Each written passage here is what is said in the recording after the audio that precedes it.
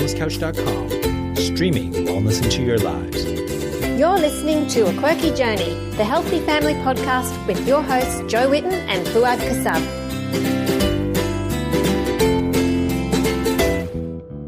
Welcome to A Quirky Journey. Join us as we share our family's journeys to good health. You'll find plenty of inspiration, tips and recipe ideas, as well as stories from everyday people who've struggled and overcome health problems and diet challenges in their own families. I'm Jo Whitten, author of the blog and book Quirky Cooking, and I have with me my co-host Fouad. Hi Fouad. Hi Jo. And today we're excited to welcome Melissa Furmedge on the show. Hi Melissa. Hi Jo, how are you going? Good. Hey Melissa, how are you doing? Hi Brad. So Melissa recently won my Quirky Cooking blog birthday giveaway, 7 years old, woohoo. And her prize was a recipe developed just for her and for her family. And we were going to do a Skype call to work it all out. And I said, hey, why don't we just record this and make it a podcast? Because I think one thing, I get a lot of questions from people saying, how do you work out recipes? How do you tweak recipes to make them suitable for your family? Because a lot of people are find it very difficult to do anything but follow a recipe exactly. So excuse my dog if he's making noises. He's rolling on the bed. Get off.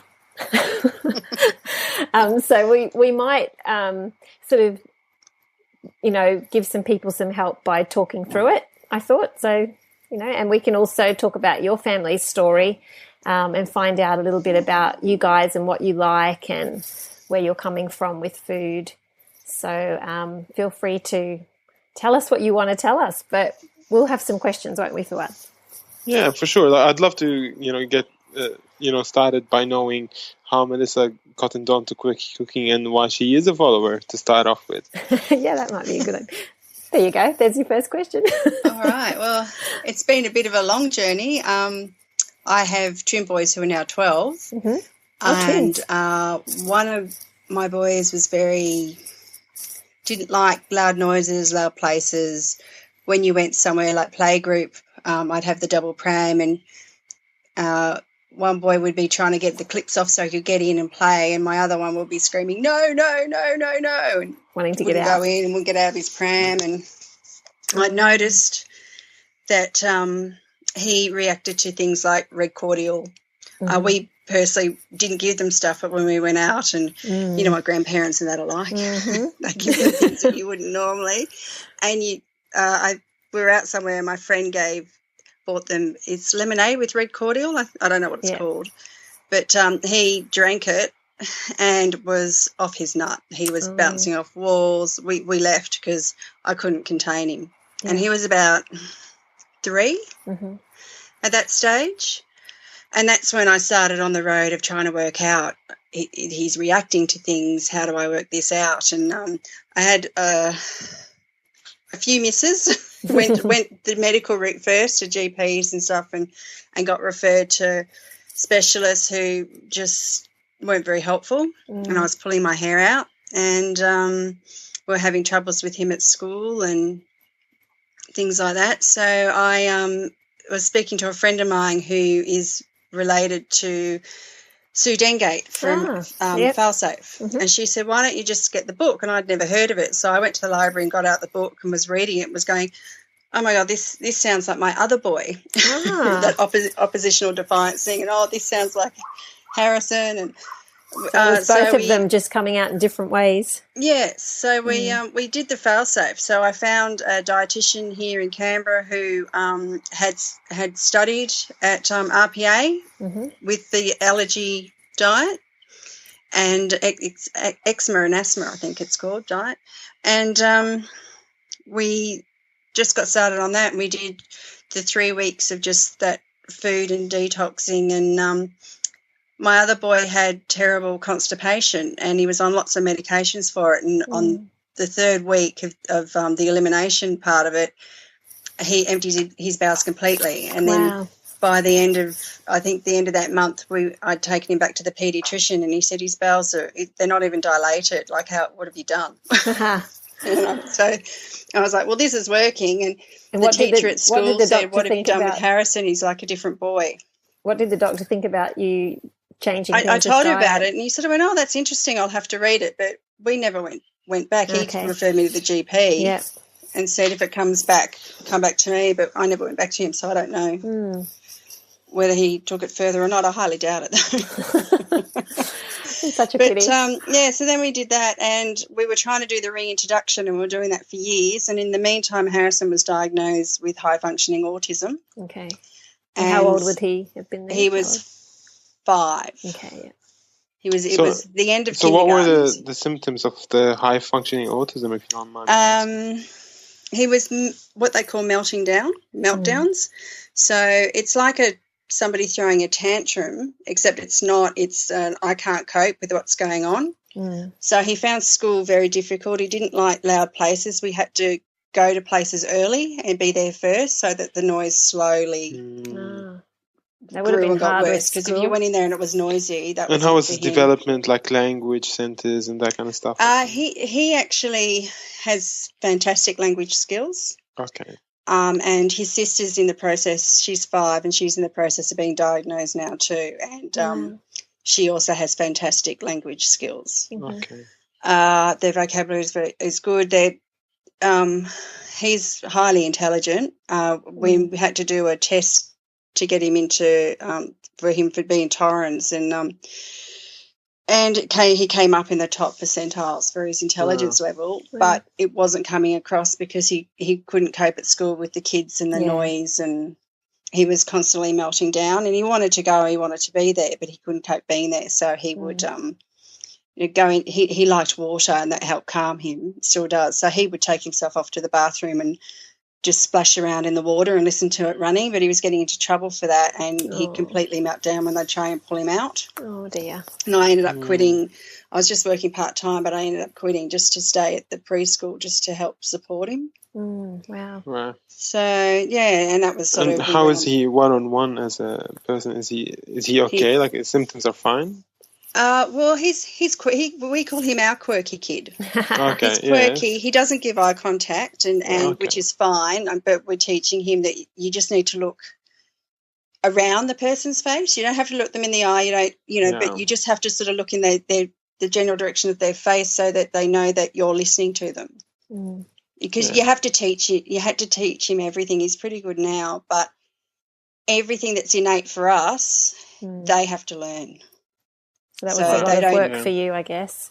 Yeah. I'm an over-talker and an over-explainer, and I've had to be because he also has things with words that he can hear what you're saying and he can repeat it back verbatim, but he doesn't understand what you've said. Yeah. Right. So I've had to learn how to explain things 3 different ways, the same thing 3 different ways till he understands it.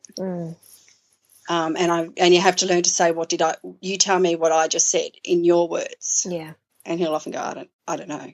Yeah. Which can pull him up at school and things too. Yeah, I've got a son that's a bit like that. He's never been diagnosed with autism, but he's always been, you have to hold, when he was little, I had to hold his face and explain things in very slow, small words and then get him to say it back. And if you didn't, there's no way he could remember what you said.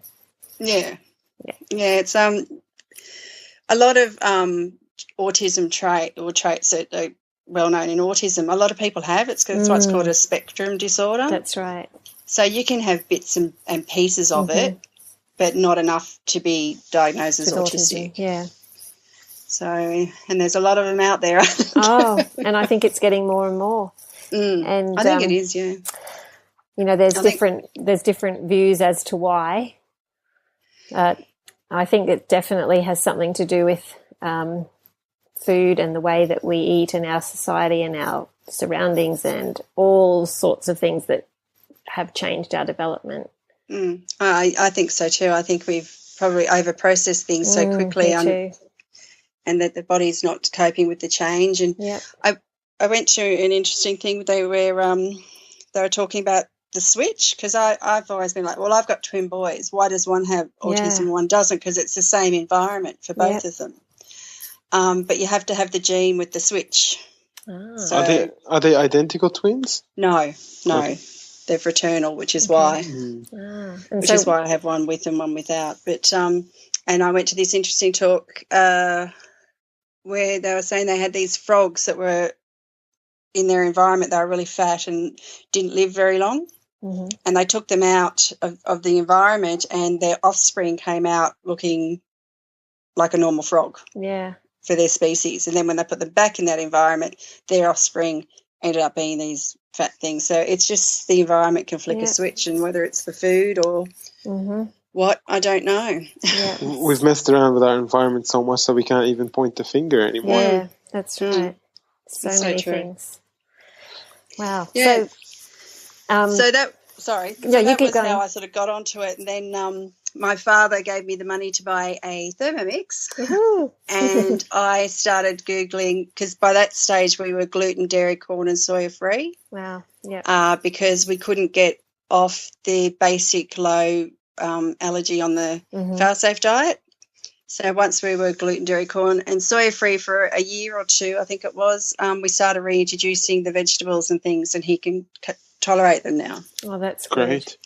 So, so A Quirky Cooking came up in my Googling. Yay! So Melissa, when you say he can tolerate the vegetables, what were the symptoms of vegetable intolerance? So you do this reintroduction after you do the 3 week of the detox, or 4 weeks, whatever you choose to do.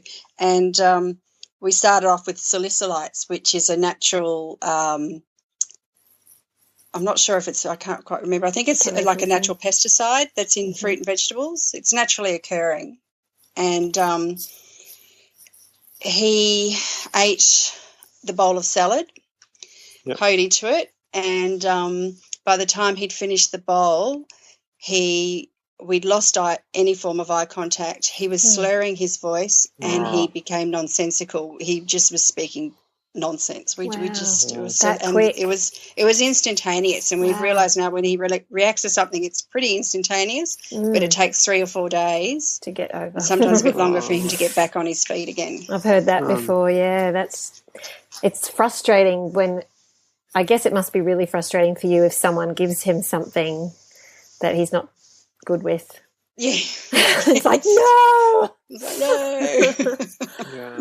Does that happen very often? Not so much now that he's older. When he was younger and I was trying to get onto the Failsafe thing, we had the teachers would give them lollies as a reward.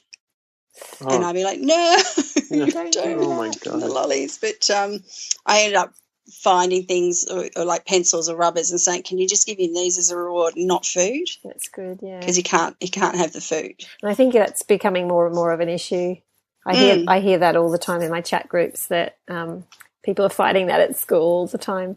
One lady actually had a really good story the other day. She, because it was the first day of school a couple of days ago, and she was freaking out about telling the teacher about the crazy diet her child was on. And so she went to school and started to talk to the teacher, and she said, I just need you to know that you can't give my son food at school. He's on a really specific diet and it's very restrictive. And she's like, that's okay. We're used to that because my daughter's the same. She said, oh, that's great. She said, what's the diet? And she said, oh, you probably wouldn't have heard of it. It's the GAPS diet. She said, oh, that's what my daughter was on for 2 years. She said, he'll be fine. I'll look after him. So there's so many out there. That teacher was put there for a reason.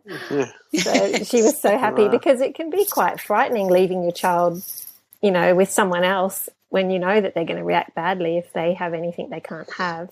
Joe, you can do a plug for that school. I think everyone who's listening is going to send their kid to that class now. Brisbane. It was in Brisbane. All right, there you go. But so have you worked with him so that he knows what he can have and can't have? Yes, he's we had a thing where he got some gluten and he was off his, I'd say he's off his head, and because he was obviously reacting, and I couldn't work out why because we hadn't given anything. And then I realised that he'd managed to get some gluten in a product that I thought was gluten free, and it wasn't. Yeah. So I'm like, well, that's it. We have to go back to scratch, take out everything, because I was letting him have a bit of dairy, and we cut back on the vegetables as well, and fruit, and he was quite upset about that. So he's very specific now about not ever having any gluten. Yeah. Because he knows, but he will try and sneak in. He loves those coffee milks. Yeah. Flavoured milks. And he loves juices and things, and I'm like, you just can't have them. Yeah. but he does sneak them in. So I have said to the teachers and when he's gone away on camp or things that, look, if he has them, I'm just letting you know now, that's 3 to 4 days of hell for you. Yes. So. And that's what they've got to realise, isn't it? Do they give the kids coffee milk at school? Is it chocolate milk or they were coffee? on a camp, and I don't know where they'd stopped, but he got one. He'd managed to get one, and the only reason I know these things is because his twin brother tells me. It's funny you should mention that one, because I was in a rush this morning, and I went past Woolworths to get some cash out. My parents had sent me some olive oil from Lebanon. I needed to pay for the package. And I went through the Woolworths and I was like, I need my coffee. And I looked at the iced coffee that they had there. And in one of those, there was like 55 grams of sugar inside just one of those their coffees. And I couldn't believe it. I mean, that's like 2 days worth of carbohydrates. Is that is it 4 grams per teaspoon? Is that what it is? I don't know. It was it was around 11 grams for 100 mil or something like that. Between 9 to 11, I can't really remember. Crazy. But it's just unbelievable amounts. Just the sugar alone, and that would send the kids off, wouldn't it? Yeah. Oh yeah, he gets very high on sugar. So we try and limit it. He's a bit of a carb fiend, and as is his sister. Yeah. So we're trying to cut back on sugars and carbs too. So if you want to just give us a bit of an overview of what you found helps. So cutting back on sugar and carbs, cutting back on sugar and carbs, and no gluten. Yeah. I do try and limit the amount of dairy. Do you find that he has. If it's fermented, it's not as bad, like yogurt? Or they're typical kids, though. They like the fruit yogurts, which are high in sugar. Yeah. So I do tend not to buy it. I'll occasionally let it in the house and it disappears in 5 seconds flat. So whereas they don't tend to like just the plain natural yogurt, unfortunately. I just try and I avoid soy, and I try and avoid as much as possible corn or maize. We don't have it in the house. Yeah. If we're out somewhere and we're getting a gluten-free meal, I just go, all right. Yeah. Are there support groups for, or at least peer groups with parents who have children with the same problems or anything like that in your area? Do they exist, these kinds of things? We have some autism support groups via Facebook, which parents can go on, but we don't really tend to talk about the food thing, because what works for me mightn't work for somebody else. So it can be a touchy subject too, can't it? About on there. I always go onto the Quirky Cooking Facebook site and ask my questions. That's good. You're always welcome. Okay, so with regards to cooking, diet, all of that kind of thing, is there anything that you can particularly think of that you would want some advice or help in from a chef and a foodie? Oh God, I'm not the best cook in the world. So do you like to keep it simple? Or I follow recipes because I find it very difficult to. Well, it's good you won a recipe then. It is to wing it, I guess. I think my boys would probably like me to.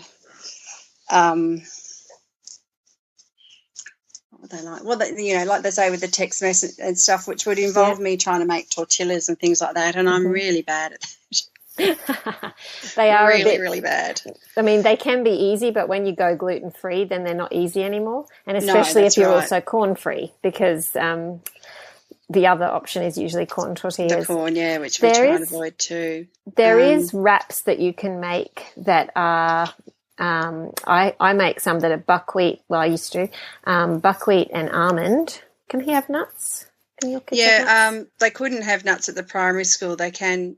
And yes, he can have nuts. You could easily change that for pepitas anyway. I quite often swap out almond meal for pepita meal. I haven't actually tried that. I keep forgetting about that. Yeah, I just go, oh, it's nuts, I can't do it, and then I forget, and I've got a whole... Oh, no, I do it all the time. And it will make it a bit greenish, greyish, depending on what you're making. Sunflower seeds work as well, but as soon as you mix them with bicarb soda, you get green the next day and you go, my food's mouldy. It doesn't look so good. But, I generally, if it's a nut-free type of school, then I would change over to, like, instead of nut butter, use sunflower seed butter in crepes and things. Instead of the almonds, use the pepitas. Okay. So there is a recipe on my blog for buckwheat and almond crepes. I think I've made them. Okay. And did he eat them, or were they too pancakey? Oh, yeah, they get inhaled. Okay. They do. They inhale it. But, well, the good thing about those ones is you don't have to roll them out. It's a batter. Yeah. Yeah. So it's like a pancake, is it? Yeah, and I always used my sandwich maker to make them. So I just put like a, 10-centimetre circle of it, close the sandwich maker, and it squishes really thin. Oh, yeah. Right. 10, I think I did that 15 seconds and you open it and they're done. I think it's pure laziness on my part. Oh, I don't think it's laziness. You've got kids. It's busyness. But it's just I find it so time-consuming, and I want things to be done quickly. It is, and that's why I tend to go for things that don't involve baking these days. So wraps are cos lettuce leaves for us. That's a good idea. So we'll do things like mini meatballs or chicken strips or whatever with avocado and veggies and whatever you like in your wraps, mayonnaise or whatever. Wrapped up in either a cos lettuce leaf or sometimes I'll do an omelette with 2 eggs, just really thin, and then use that as the wrap. Okay. And if you were telling us before that your son has a lot of sugar, he likes carbs and things like that. He does. Joe has a really good recipe for mayonnaise. And I think the more fat you add to their diet, the less carbs they would want to eat. So what happens is, like, they will want to maintain a certain caloric intake. The body knows how much they want. So the more fat you add to the diet, the less carbs. They'll balance it out. So you'll be able to sort of give him less carbohydrates, which really the carbs affect the mood way more than fat does. Yeah. So, it's a good idea to just try to up that, I would imagine. Yeah. Yeah, so my 5-year-old's the next challenge because she's got a bit of a food obsession and she likes the high carb and high sugar, and it's just one constant demand for something to eat after the next. And then when you say no, you've had enough, it's the meltdowns. So our next thing is to find better foods to give that don't involve her having honey and bread wraps and things like that. I think what I find, especially with kids, you've got to slowly replace things, and the more good things you put in, the more bad things get, I don't know if I should say the word bad, but you know what I mean. The more foods that they shouldn't be having get crowded out. And I find as you raise the fat levels to good fats, and as you start getting in the really nutrient dense foods, they don't crave, like Fouad was saying, they don't crave as much of the carbs and baking. When we first started GAPS, for instance, our kids cried about not having bread, and they were so sad about that, and they just couldn't believe when I finally broke the news to them that we were going to do this for 2 years. They nearly died. They went to their rooms and laid on their beds and stuff, and no bread for 2 years. But as we've gone along and the way that we eat has changed slowly, and they're having a lot more, they're filling up on fats and vegetables and meats and things. They don't really notice the lack of bread, and I hardly make even grain-free breads now. And I think it's just something that happens slowly as you change the diet. Their taste buds change, their desires change for what they need. Yeah, sure. I make a lot of sorbets and things for when their friends come over, and their friends go, oh. Yeah. And my boy's like, oh, it's beautiful. What's yeah, wrong exactly. with you? And they're like, why don't they like it? And I said, I think they're just used to a higher sugar and that whole corn syrup and stuff that they put in them. Yes. So Yeah, we had a friend come over once for buckwheat pancakes, and I was so excited. It was the second time we'd been doing them, and I hadn't had pancakes for years, and I was finally at the stage where I can have a bit of buckwheat, and I was loving them. They were half tapioca, half buckwheat, which doesn't give you that huge amount of buckwheat flavor. Yeah, and they were beautiful and fluffy, and I was just like, oh my god, they're like the real thing. And then she came over and she almost vomited. She's like, oh, this is disgusting. Are you kidding? Oh. Yeah, they're just that, you forget after years of just taking away that kind of super flavored food how much you've changed in the way that you eat. The other Changed. day I made pancakes out of banana and egg. Have you ever done that? I have. Yeah. So my kids don't like them. Oh, they don't? My kids thought they were amazing. I was so happy when I found it. They're like, oh, we don't really like it. It's too banana-y. Oh. Have you tried the pumpkin pancakes? No, I haven't. Because mine absolutely died and went to heaven with those. It's so funny. They even didn't think that they needed anything on them, but they're a bit hardcore now. But it's just steamed pumpkin and egg. That's it. And I sometimes put in a bit of cinnamon. And then if you want to, you could have a little bit of honey or maple syrup or... Joe, I reckon in a couple of years your kids are just going to be eating like a raw egg. That's it. Like they don't want any more. Isaac won't be, I can tell you. The idea of raw eggs scares him to death. That's one of his phobias. You never know, he might. But yeah, it's funny how they can change because I wouldn't have imagined it a couple of years ago. So there is hope. Yes. Yes, I think my problem was I was really, really strict and everything was going fine, and I slackened off a bit. I was pregnant with the third and let things in, and now once they're in, it's really hard to get them back out again. That's right, yeah. You've got to have a really good reason and then be determined to stick to it, don't you? Yes. And get everything out of the house that you don't want be ready to for eat. the kids to hate you for a bit as well. Yes. And that's the thing, isn't it? That's true, yeah. And that's what everyone says. The first couple of weeks, it's going to be horrible, but then they soon get used to it again. So yeah. It's just... Yes. I just have to brace myself. You have to choose your battles, don't you?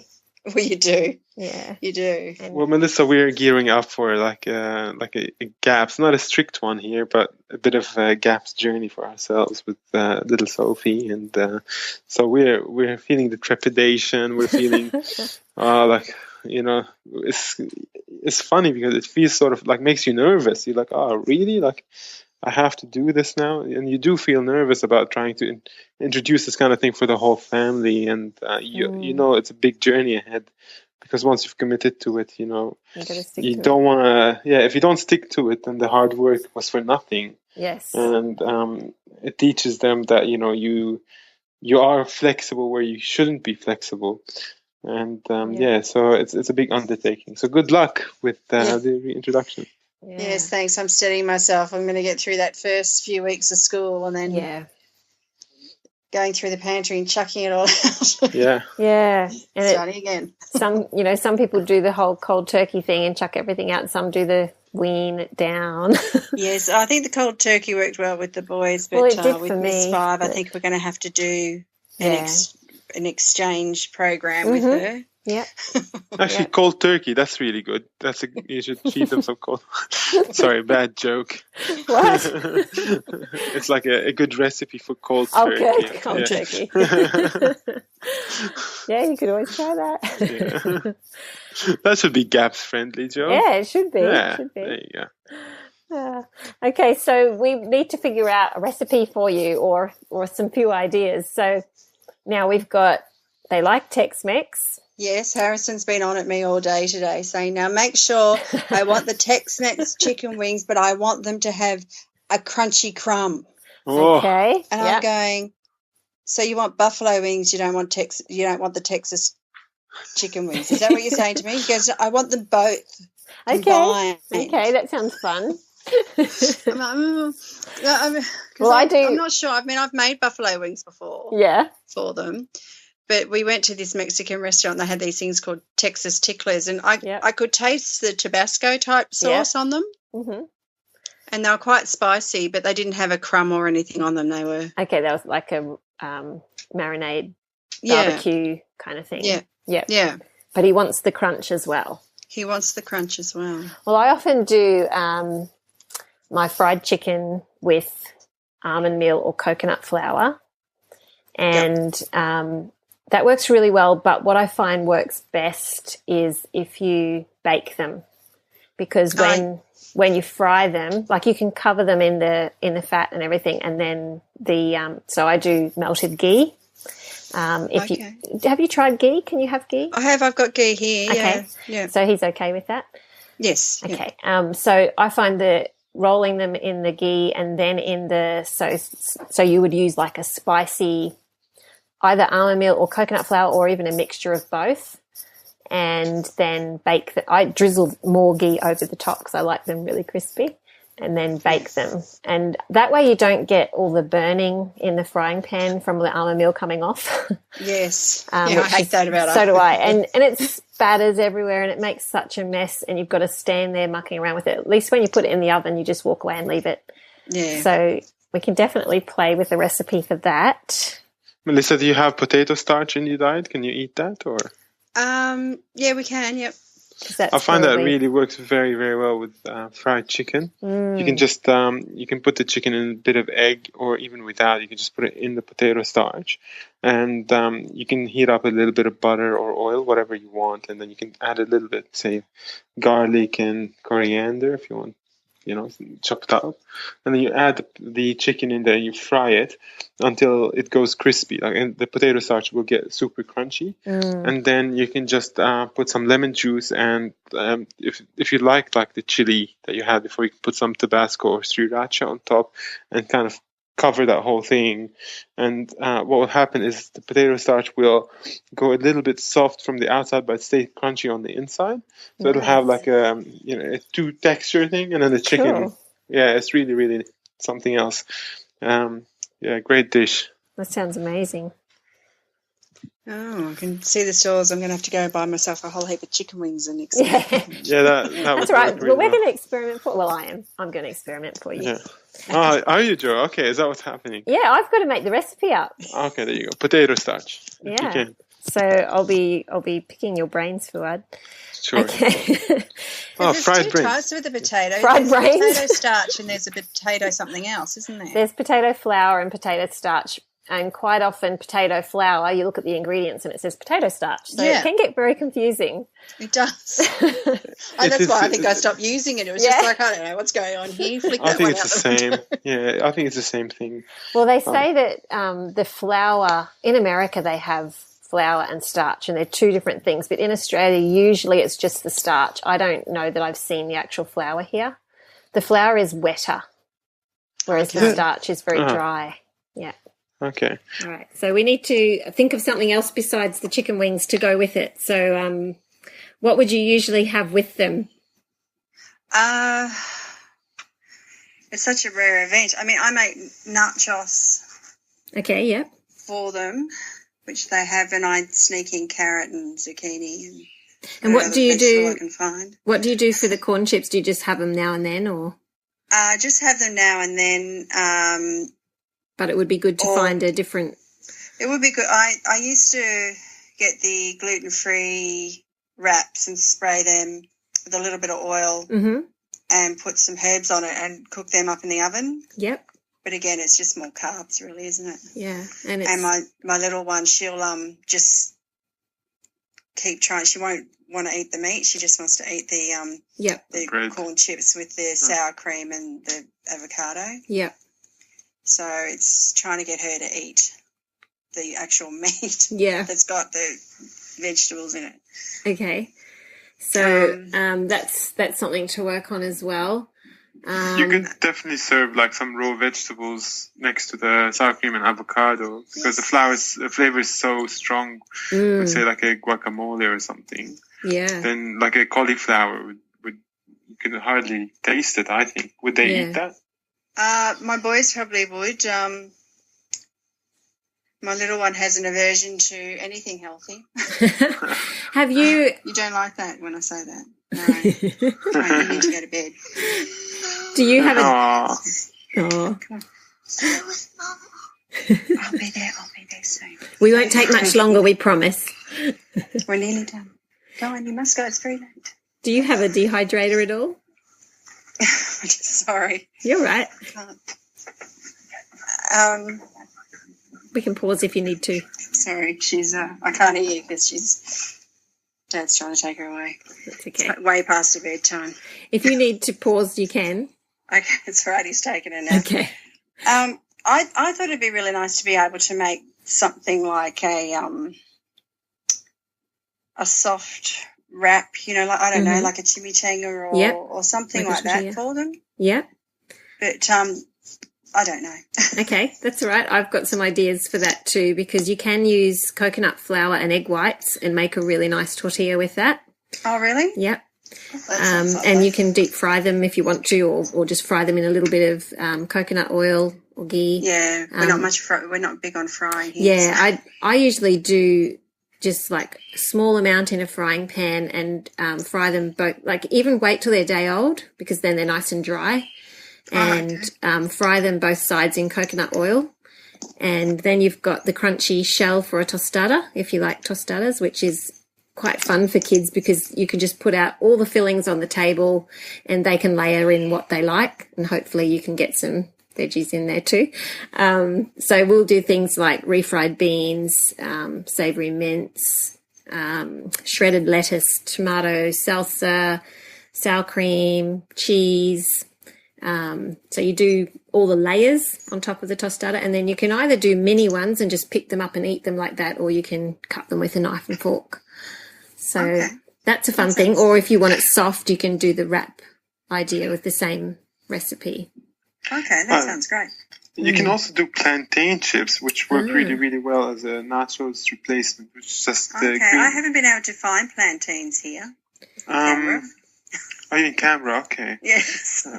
Yeah, no, in Sydney they are available. We're in the nation's capital, so therefore we don't get anything. Yeah. we're forgotten on everything.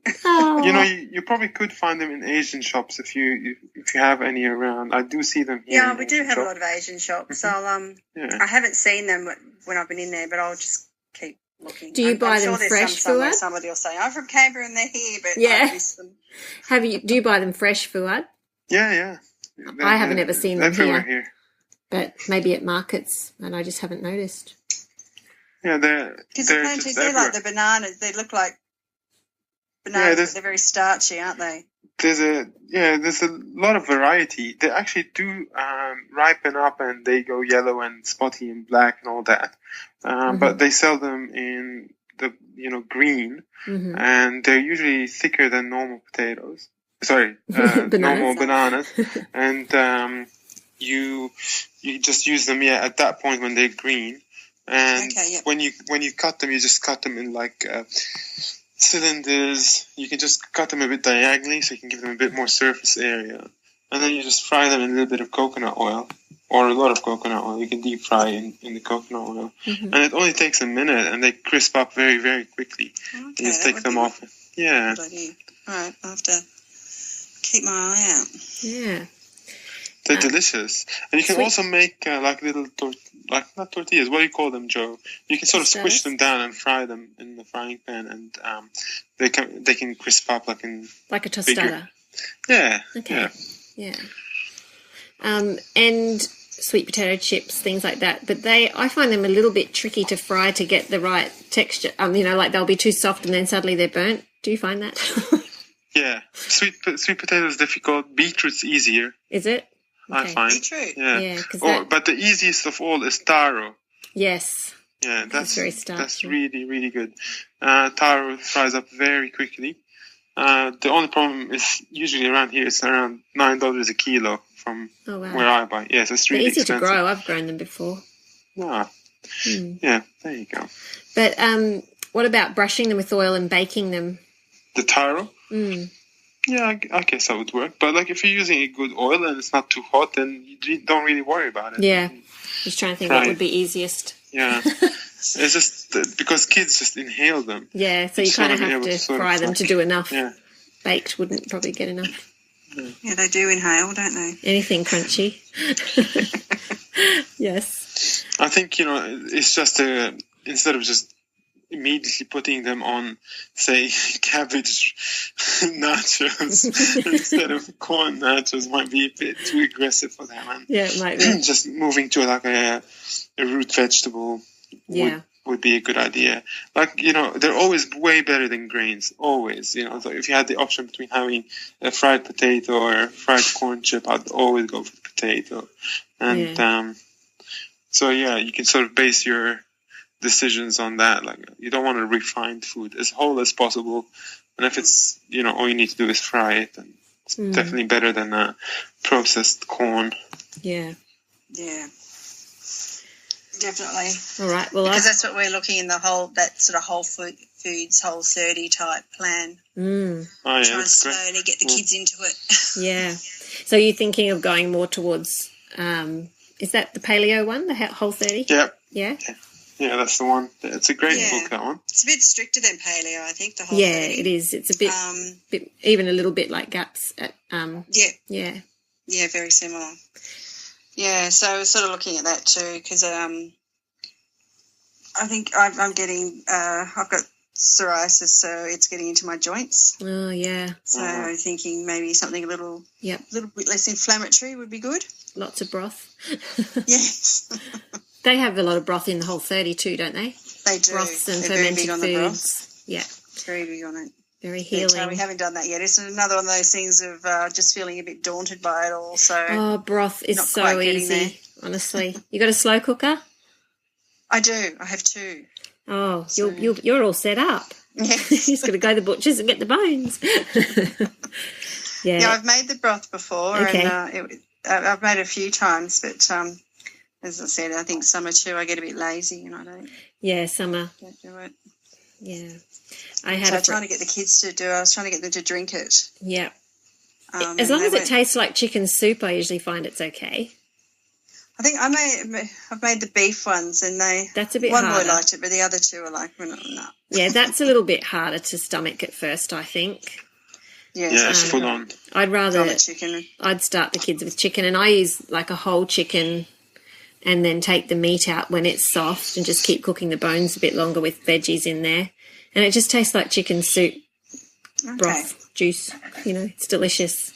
It is chicken soup. Well, it is chicken soup. But sometimes when people do just the carcass, it doesn't taste very nice. Okay. But if you cook some meat and veggies in there and then scoop them out, you get all the flavours of chicken soup. Some nice feet. Yeah, get some feet.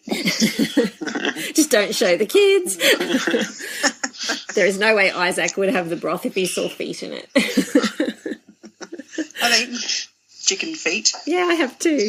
It's quite yum. Yeah, they're not that bad. Gelatinous. Yeah.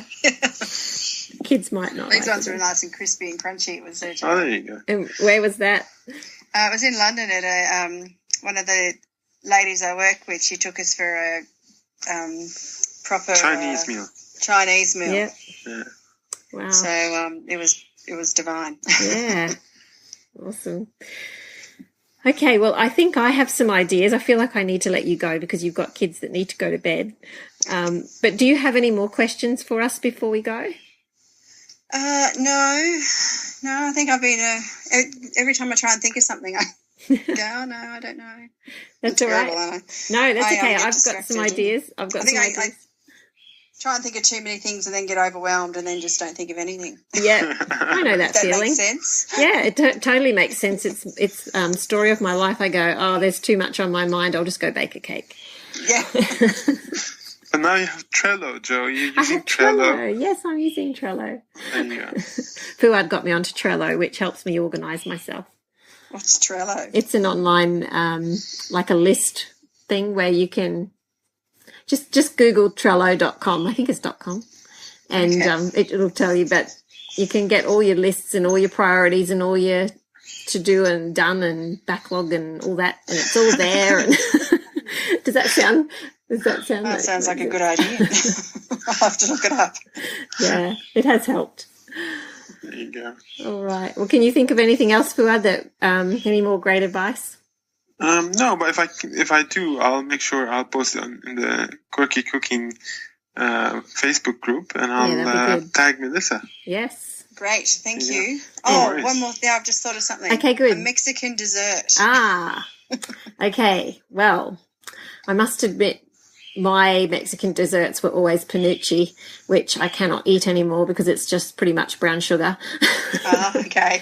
Churros. So I've never actually had a Mexican dessert, so I don't. Well, I don't even know. to tell the truth, they mostly, it was mostly fruit and stuff when we were there, but nowadays it's so westernized, it's just lollies. But okay. But right. Churros. Well, we can forget that then. No, I just churros. thought, I wonder if they do desserts. Well, you can, yeah, because one of the ones that you can get the churros and you dip it in the melted chocolate. Have you ever had that? Well, no, the Mexican it's donuts. gluten. Okay, well, my mum used to make a very similar one, and it's basically like a pancake batter, and you just pipe it into hot oil and fry it. So we called it funnel cakes, which was the Texas version, and pancake batter is easy to make gluten-free, and you can use your starches and things to get that really light batter that you can fry. So I'm sure there's something we could do there. Okay. What do you think, Fouad? Yeah, that sounds good. I think also from memory, I've remembered seeing some kind of Mexican creme caramel of some sort. And I do have that coconut caramel custard, which could easily be made into something like that. There you go, like a flan or whatever you call it. Yeah, that would be really good. So if you're after a dessert, that would be better because then you've got the high fat, low carb. Yeah, you can just put all the eggs and the cream in there.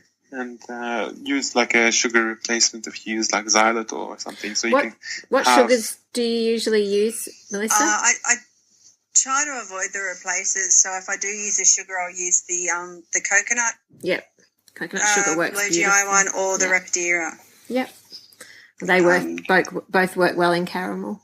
Yeah. For the caramel, that's good. Like in the flan, you can even use a bit of stevia just to lower the sugar load in the actual creme caramel. Yeah. And that's a natural sugar replacement, and it's good for you. Yeah, as long as I generally use the green dehydrated leaves ground up, not the white processed one. Yeah, because I just remember hearing that because I started using it, but then I read somewhere about it being highly processed and no good, so I just gave it away. Well, the one I think at the shops, they do mix it with not xylitol. What's the other sugar alcohol? Natvia. Is it Natvia? Yeah, Natvia is stevia plus erythritol from memory. And erythritol is a sugar alcohol, and a lot of people have digestive problems by having those sugar alcohols. If you have too much, you get the runs, or some people get stomach cramps and things like that. But it builds up a tolerance. I think from memory, one of my boys was getting stomach cramps, and then I read about it, and I was like, oh no, it must be that. Yeah, it's the erythritol in there that's causing the problem, not the stevia. Okay, all right. Yeah. But what I often do with stevia is only use like a quarter of a teaspoon, and then half the amount of the other sweetener that you would usually use. So it just kind of boosts it a little without giving it that bitter taste. And the green stevia is not bitter like the white one. And you just get that from the health food store. Yeah. I think that's, Yeah. It's just good to lower the sugar load.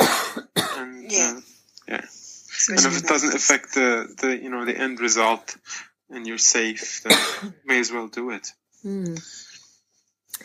Okay, well, that's lots of ideas for me to go away and work on.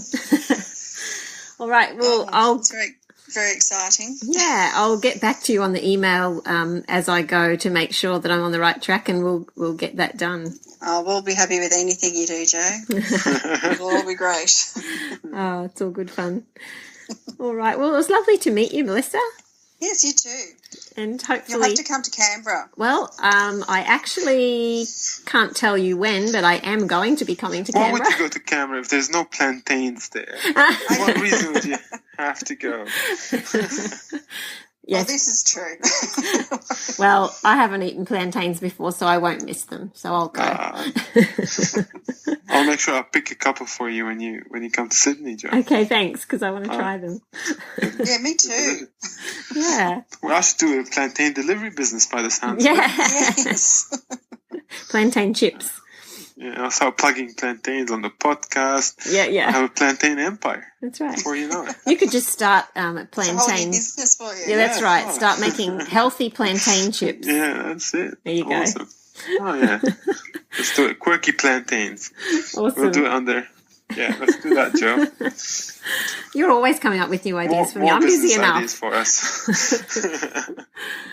All right. Well, thank you, Melissa, and thank you, Fouad. And everybody who's listening, we will make sure that we let you know as soon as there is some recipes up on the blog for Melissa. Yahoo! Melissa, nice to meet you. Bye-bye. Nice to meet you. Thank you. Thanks, Joe. Thank you. Bye. And I hope everyone enjoyed that and got some great ideas from the episode today. If you've got any questions or comments for us, you can go to our Facebook pages, Quirky Cooking and the Food Blog, or you can email us via our blogs, Quirky Cooking and the Food Blog. Thanks again, everyone. Bye. This has been a production of TheWellnessCouch.com. Check us out on Facebook and join in the conversation on Facebook.com/The Wellness Couch. Subscribe to each show on iTunes and check us out on Twitter. The Wellness Couch, streaming wellness into your lives. Whilst the Wellness Couch presenter endeavor to provide accurate and helpful information to their listeners, these podcasts cannot take into account individual circumstances and are not intended to be a substitute for health and medical advice from a qualified health professional. You should always seek the advice of a qualified health professional before acting on any of the information provided by any of the Wellness Couch podcasts.